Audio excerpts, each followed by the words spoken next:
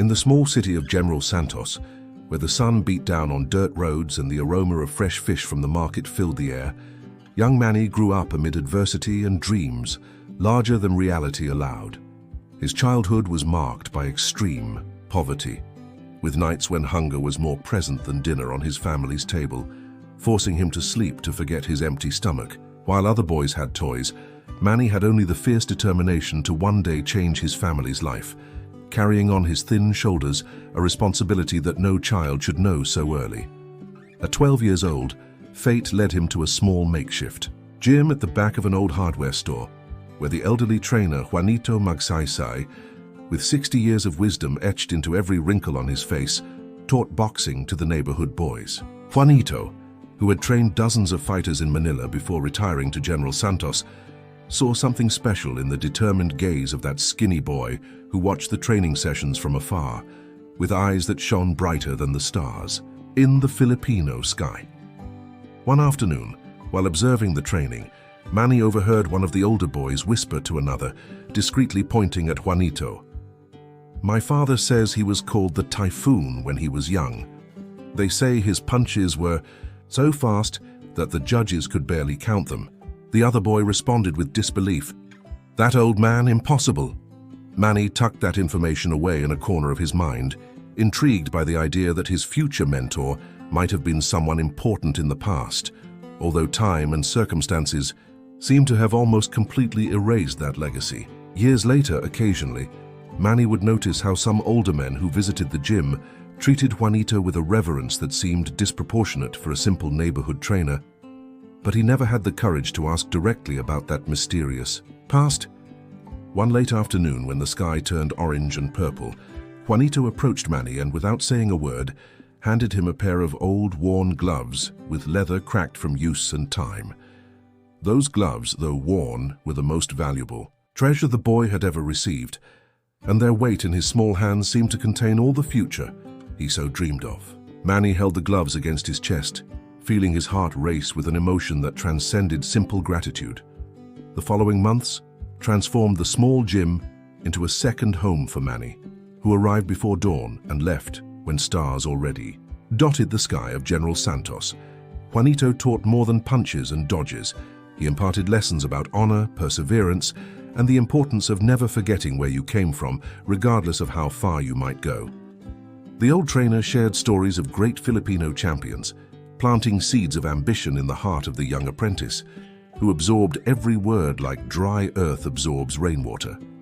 The years passed with the speed of the punches that Manny learned, to deliver with increasing precision, transforming the skinny boy into a teenager whose skill began to attract attention in small local competitions.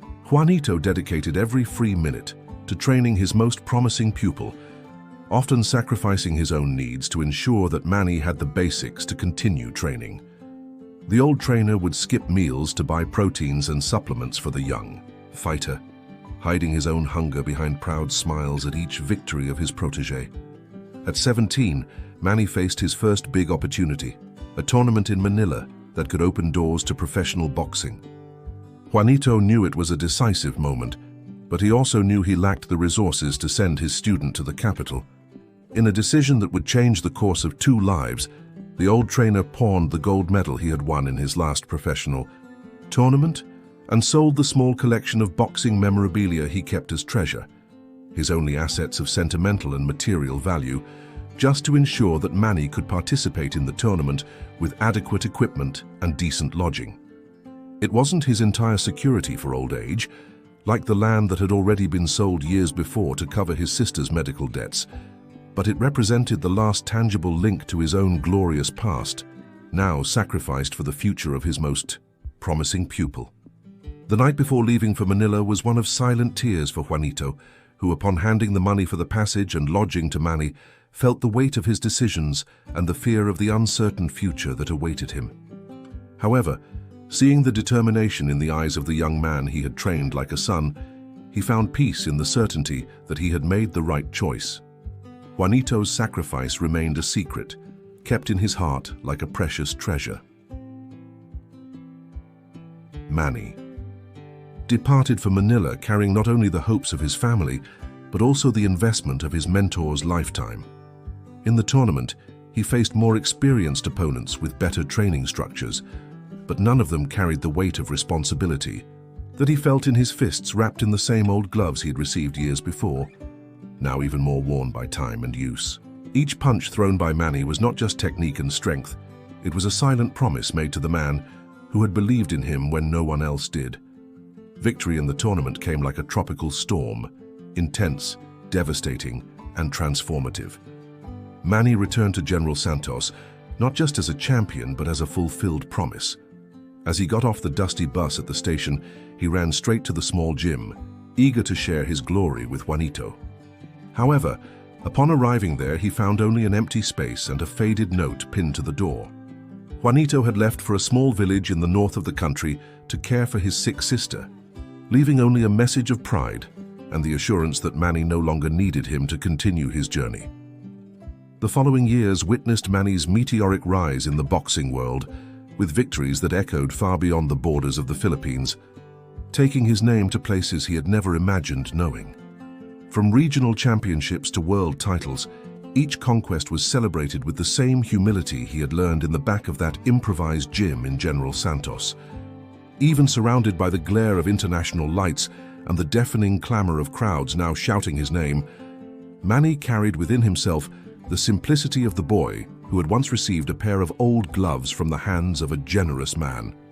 With fame came riches, transforming the young man who had known hunger into a man capable of banquets. Mansions replaced the wooden shack where he had grown up, luxury cars took the place of walks under the scorching sun, and the name Pacquiao became synonymous with excellence and national glory. The entire Philippines gathered to watch his fights, with empty streets during his presentations and national celebrations after each victory, as if each accurate punch from Manny was a collective affirmation of the value and strength of the Filipino people. Amid the whirlwind of commitments, interviews, and intense training sessions that now filled his days, Manny frequently found himself thinking about Juanito. He tried to find him several times, sending trusted people to the village mentioned in the note. But the old trainer seemed to have disappeared like morning mist under the strong sun. The searches always ended in dead ends, as if fate was determined to keep master and disciple separated, at least for the time being. Each new weight category conquered, each title added to his already impressive collection. Each record broken brought with it a bittersweet taste for Manny. The sweetness of success mixed with the bitterness of the absence of the one who had made everything possible, creating a void that not even the love of millions of fans could completely fill. In his nightly prayers, he always included a special request for Juanito's health and well-being, wherever he might be, hoping that one day fate would bring them together again. 2 decades had passed since Manny had left General Santos in pursuit of his dreams, transforming himself into a living legend of the sport. On an April morning, while distractedly leafing through a local newspaper during a rare visit to his hometown, a small note in a corner of the page caught his attention. The death of a lady named Magsaysay, sister of a former boxing trainer in a small coastal village called San Vicente.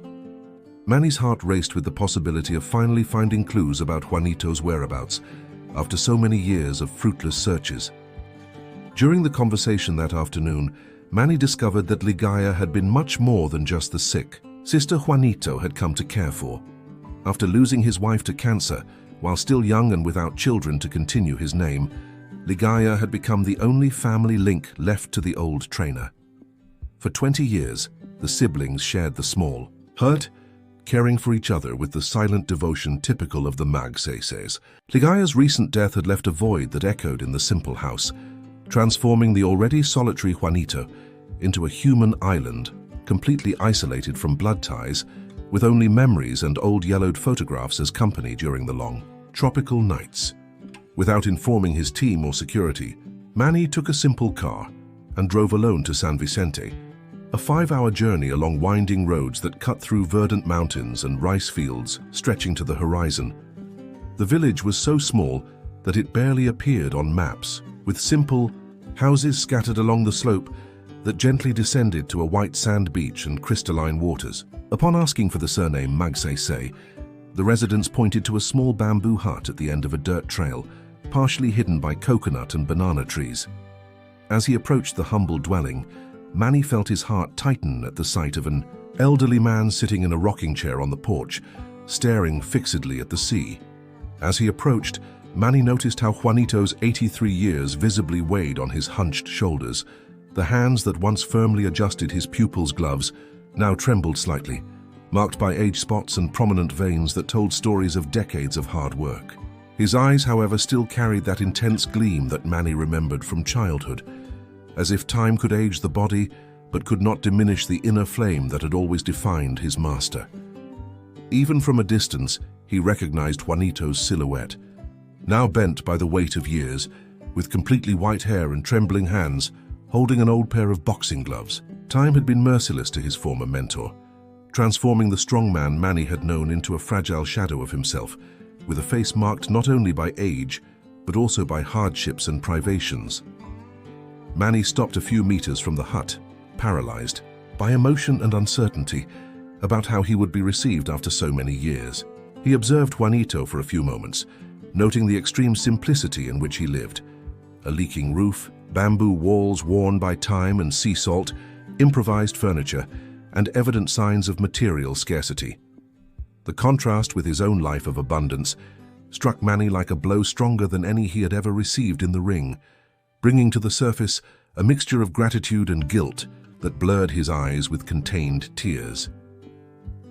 Finally, gathering courage, Manny climbed the creaking steps of the porch and stood before Juanito, who continued looking at the horizon without noticing his presence. It was only when Manny's shadow blocked the afternoon sun that the old trainer raised, his eyes confused at first, then gradually illuminating with recognition.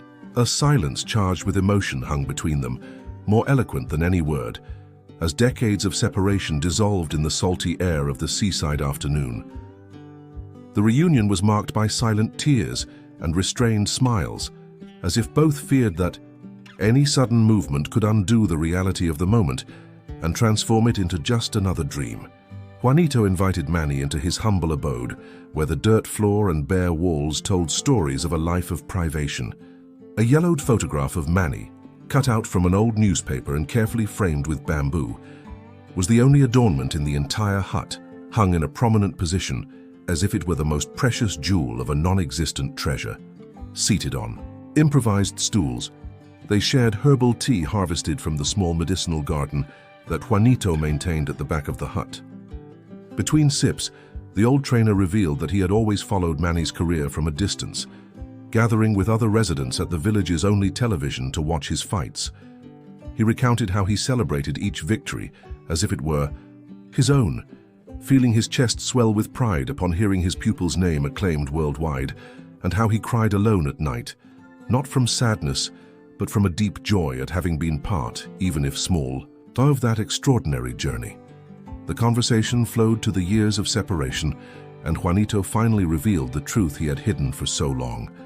After sending Manny to Manila, he had sold not only the land he had inherited, but also the small gym to pay debts accumulated during the years when he had prioritized Manny's training over his own sustenance. He had ended up completely without resources, and pride had prevented him from seeking help from the young fighter who was just beginning his career, fearing being seen as a burden, or worse, as someone trying to exploit the nascent success of his protege. With a voice choked with emotion, Juanito explained how he had come to San Vicente to care for his sick sister, surviving on small jobs as a mender of fishing nets and a seller of coconuts to occasional tourists. Even in the most difficult moments when hunger tightened and the roof leaked during tropical storms, he had never regretted his choices. Seeing Manny conquer the world had been reward enough, providing a satisfaction that no material comfort could replace.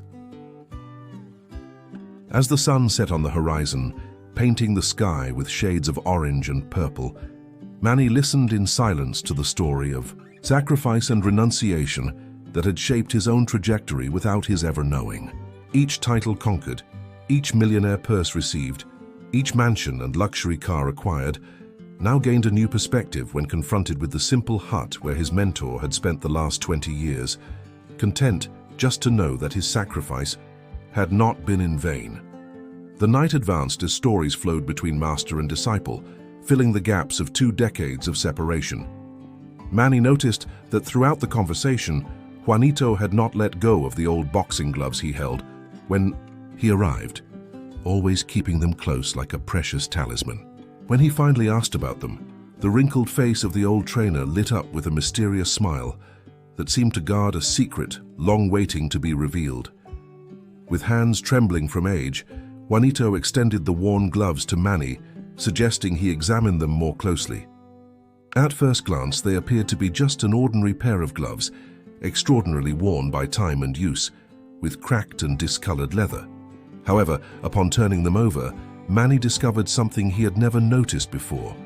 Discreetly, sewn into the inner lining, almost invisible to inattentive eyes, was a small improvised pocket. Inside it, protected for decades, was a meticulously folded piece of paper, yellowed by time. With careful fingers, Manny unfolded the fragile document, revealing a newspaper article from more than 30 years ago.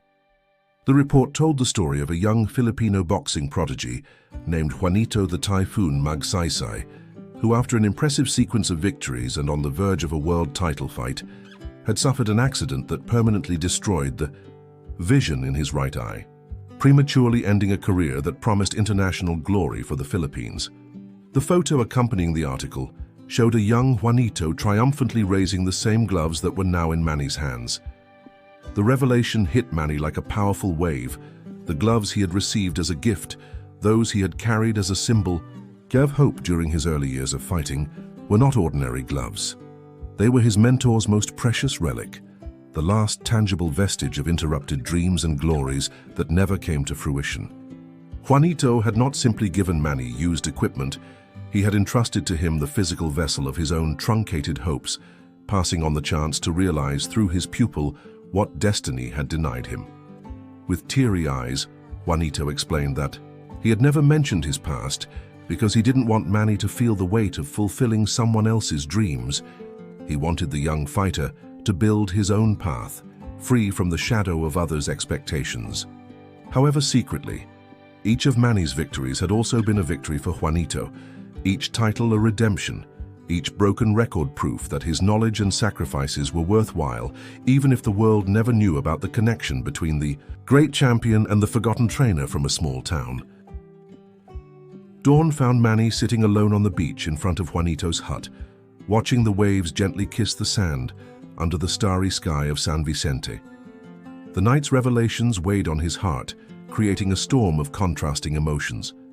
Infinite gratitude for his mentor's sacrifice, guilt for so many years of abundance while Juanito lived in privation, and a growing determination to do whatever necessary to properly honor the man who had made possible everything he had conquered.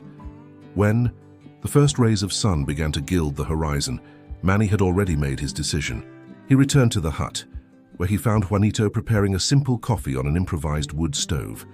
The old trainer's eyes, though tired after a night of little sleep and many emotions, brightened at the sight of his former pupil. Without beating around the bush, Manny shared his plans.